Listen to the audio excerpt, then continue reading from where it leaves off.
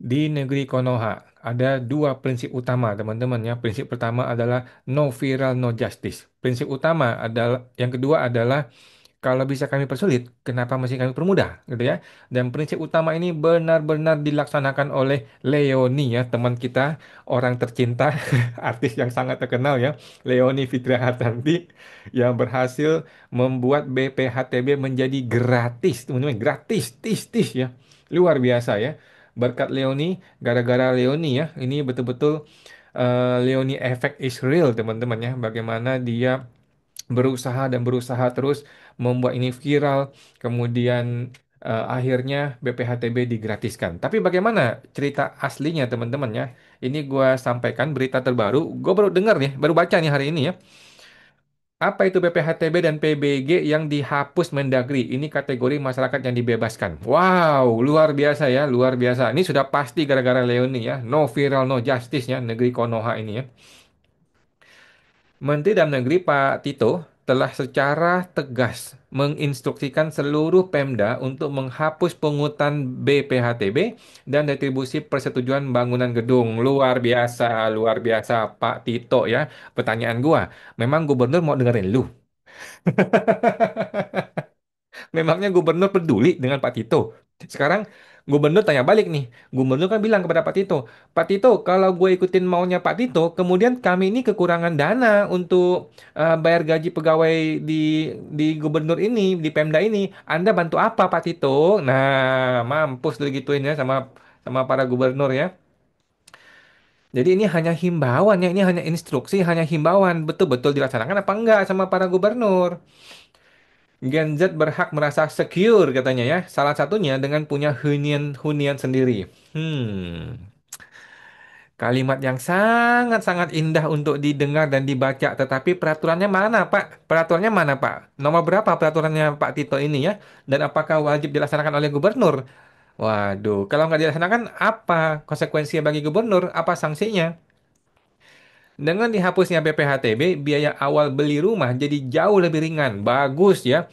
Jadi Leoni itu mempermasalahkan semata-mata gara-gara warisan ya. Kalau warisan gua kan terimanya gratis. Harusnya BPHTB gratis dong.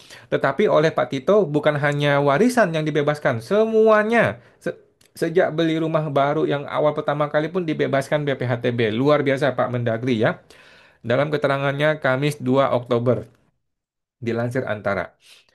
Pemerintah menyadari keresahan kalangan Gen Z soal sulitnya memiliki rumah. Betul. Harga yang terus naik dan biaya tambahan yang memberatkan membuat banyak anak muda pesimis bisa punya hunian sendiri. Betul, betul ya. Untuk itu, pemerintah melalui Mendagri ya mengambil langkah penting dengan menghapus BPHTB serta PBG. Dengan dihapusnya dua beban biaya itu, kini tidak ada lagi penghalang bagi Gen Z untuk membeli rumah pertamanya.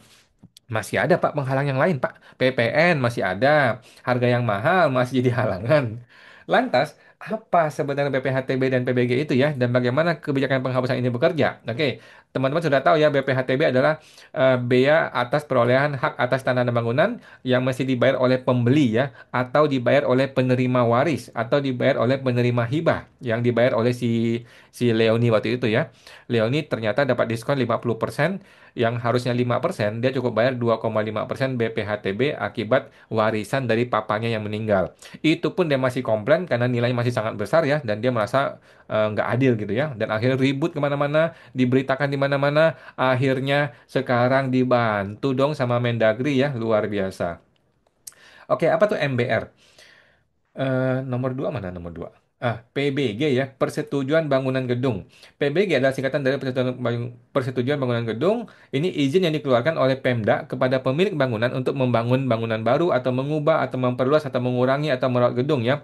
PBG ini pengganti dari IMB. Jadi zaman dulu tuh IMB namanya, sekarang sejak Undang-Undang Cipta Kerja namanya menjadi PBG ya. Kita tahu sendiri ya, PBG adalah ladang yang paling subur untuk koruptor ya, tapi di negeri Konoha teman-teman ya.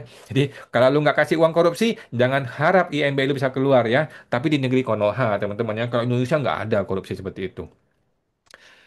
Untuk dapat P PBG, pemilik bangunan wajib melalui proses pengkajian teknis yang mencakup aspek keselamatan, kesehatan, kenyamanan, dan kemudahan. Disinilah sumber koruptor, sumber korupsi semuanya teman-teman ya, tetapi di negeri Konoha ya. Dalam prosesnya, pemerintah daerah biasanya mengenakan retribusi PBG. Pemerintah memutuskan untuk menghapus retribusi PBG bagi MBR dan sekaligus mempercepat layanan PBG. Jika sebelumnya bisa makan waktu 45 hari, Mendagri mendorong Pemda untuk memangkas menjadi 10 jam. Hah? 10 jam? 10 jam itu buat lu makan siang aja nggak cukup, Pak. Mana ada 10 jam bisa terbit MBG, MBR, PBG ini. Mana mungkin omong kosong. Bahkan lebih cepat katanya. Seperti yang sudah dicapai oleh beberapa daerah. Ini bertujuan menghilangkan biaya tambahan dan memangkas birokrasi yang berbelit-belit bagi masyarakat miskin. Bagus, pertanyaan gua. Memang masyarakat miskin doang yang perlu dibantu birokrasinya. Memang masyarakat yang tidak miskin tidak perlu dibantunya. Apakah masyarakat yang tidak miskin harus menjadi ikut birokrasi yang berbelit-belit? Apakah masyarakat yang tidak miskin harus bayar uang korupsi? Atau gimana sih, Pak? Masa masyarakat miskin doang yang dibantu, Pak? Kita-kita gimana, Pak? Yang bukan miskin, Pak? Ya, gue tidak bilang gue bukan miskin ya. Penghapusan hanya untuk MBR, masyarakat berpenghasilan rendah. Aduh, ini nih, ini yang menurut gue tidak tepat ini ya. Sebuah aturan harusnya diberikan keadilan dong buat semuanya dong. Masa hanya masyarakat miskin? Memangnya masyarakat miskin nggak boleh dapat rumah pertama?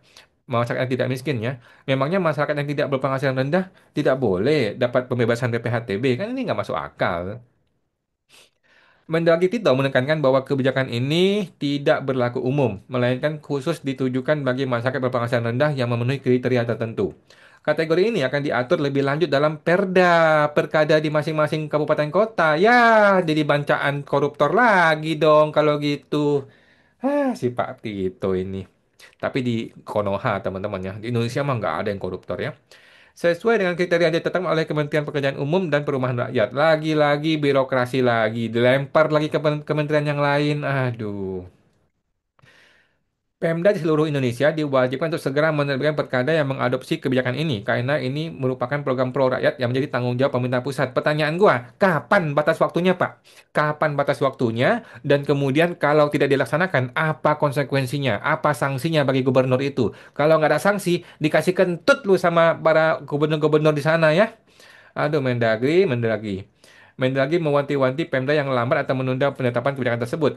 Kebijakan ini diharapkan dapat menjadi angin segar, terutama bagi Gen Z ya, dan masyarakat berpenghasilan rendah lainnya yang selama ini kesulitan memiliki hunian akibat tingginya biaya awal dan birokrasi perizinan.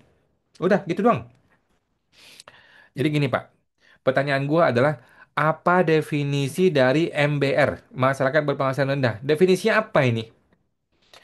Sekarang gini, contoh gua. Anggaplah gue ini seorang mantan artis gitu lah, mantan artis ya, bukan Leoni ya. Seorang mantan artis itu kan belum tentu dapat proyek di tahun ini. Belum tentu gue bekerja sebagai artis di tahun ini, ya kan? Kalau gue tidak punya penghasilan artis di tahun ini, berarti kan penghasilan gue nol. Pertanyaan gue, apakah gue termasuk MBR, masyarakat berpenghasilan rendah? Bagaimana, Pak? Yang kedua, kalau gue punya penghasilan, anggaplah karyawan, gaji gue 10 juta. Gaji gue 10 juta contohnya ya. Tetapi kalau gue dapat warisan atau hibah yang nilainya se 1 miliar atau 2 miliar deh rumahnya. 2 miliar gue masih bayar BPHTB 5% itu 100 juta bos. 100 juta. Which is gue tidak mungkin bayar. Nggak mungkin gue bisa bayar. 100 juta ya. 2 miliar 200 40 juta ya. Eh berarti 10 juta ya kalau nggak salah. Ya sekitar segitulah. Pokoknya angkanya gede ya. Berpuluhan miliar gitu lah ya. Gua nggak sanggup bayar, bos. Gaji 10 juta itu habis buat diri gua sendiri dan keluarga gua. Nggak ada duit lebih untuk bayar PPHTB. Pertanyaannya, gua termasuk nggak MBR, masyarakat berpenghasilan rendah? Kan nggak jelas. Kemudian, kalau anak Gen Z yang baru masih unyu-unyu gitu ya, masih umur 18 tahun, 19 tahun, kan masih kerja masih nggak jelas tuh. Tapi bapaknya orang kaya, contohnya. Bapaknya orang kaya. Dianya tidak punya penghasilan atau penghasilannya rendah karena masih masih unyu-unyu, masih muda gitu ya, masih baru kerja. Kemudian dia mau beli properti. Apakah ini disebut MBR, masyarakat berpenghasilan rendah? Kalau tidak, dia komplain dong. Bapak gua mah penghasilannya rendah. Bagaimana, Pak? Jadi, Pak Tito ini membuat sebuah instruksi yang tidak jelas yang akan menyebabkan kebingungan di level teknis. menyebabkan kebingungan di level rendah, di level gubernur dan Pemda. Gubernur kan punya kepentingan. Gubernur pengennya eh, BPHTB tidak hilang dong. Kan ini sumber penghasilan utama bagi bagi Pemda kan. Tapi gubernur juga ingin tampil keren, pengen mengikuti petunjuk dari Pak Tito. Akhirnya akan terjadi tumpang tindih, ya. Tumpang tindih ketidakjelasan mengenai aturan. Akibatnya apa? Akibatnya adalah ketidakpastian hukum. Kalau ketidakpastian hukum terjadi, kembali ke prinsip nomor satu, no viral, no justice. Kalau lu nggak bisa viral, lu harus bayar. Kalau lu bisa viral, kita bantu, kita bantu. Kalau perlu kita datangin ke rumahnya, kita bikin konten bersama, kemudian kita bantu, dikasih gratis, kemudian, wah, semuanya dah, gitu ya. Semua bisa dibantu kalau lu bisa viral. Jadi ujung-ujungnya ucapan Pak Tito ini akan lari ke prinsip nomor satu negeri Konoha, yaitu no viral no justice. Kalau bisa viral kita bantu. Kalau nggak bisa viral, aturan itu tidak berlaku buat lu. Lu bukan MBR, lu bukan masyarakat berpenghasilan rendah. Gitu aja intinya. Wah, sulit sekali ya. Tapi anyway, eh Leoni sudah membuktikan ya, cara mainnya halus, dia tidak marah-marah kayak gue ya. Kalau gue kan marah-marah ya, jadi nggak ada pejabat yang mau ikutin gue. Kalau Leoni ini mainnya halus, caranya elegan, bikin posting, bikin video yang bukan marah-marah tapi curhat, kemudian diviralkan kemana-mana, masuk ke media, masuklah tuh barangnya, akhirnya dibantu sama Pemda, dibantu sama ini, sama itu, bahkan Pak Tito bahkan bikin instruksi yang bagus seperti ini ya. Tetapi sayang seribu sayang, instruksi bukanlah dasar hukum. Dan akhirnya Pemda mah ya nggak peduli. Kalaupun Pemda peduli, dia bikin aturan yang bikin ribet. Kalau ribet artinya apa? Artinya kalau bisa kami persulit, kenapa mesti kami permudah? Nah, kalau lu mau jalur yang sulit, bisa dibantu. Kalau mau jalur yang mudah, ya tinggal bagi-bagi duit kan. Tapi di negeri Konoha, teman-teman ya. Kalau Indonesia mah nggak ada bagi-bagi begitu ya. Oke, teman-teman, itu aja. Sampai jumpa. Semoga terbantu.